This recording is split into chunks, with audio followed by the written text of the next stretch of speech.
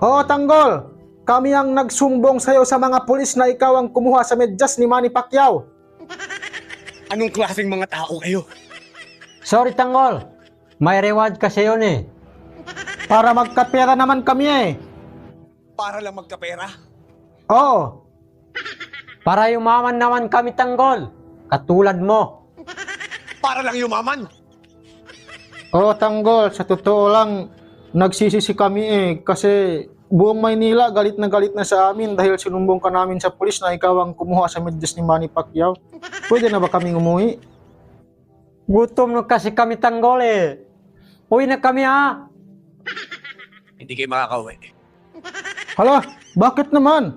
Dahil kahit saan kayo pumunta ngayon, kapag nakita kayo ng mga tao sa Maynila, sigurado ko papatayin nila kayo. Sa sobrang sama ng ginawa nyo. Mas sobrang sama ng ginawa mo, Tanggol.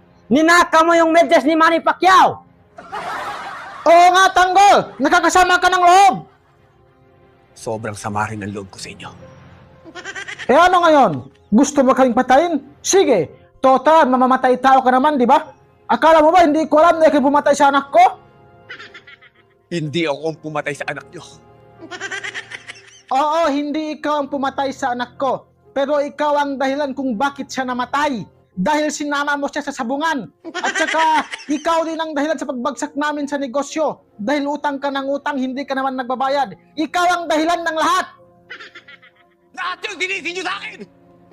Oh, ikaw dapat sisin, Tanggol. Napakasama mong tao. Tanggol, may sasabihin lang kami sa'yo. Sabi ni Julia sa amin, hindi ka niya mahal. Dahil hindi ka daw marunong magtawas. Amoy sibuyas daw yung kilikili mo.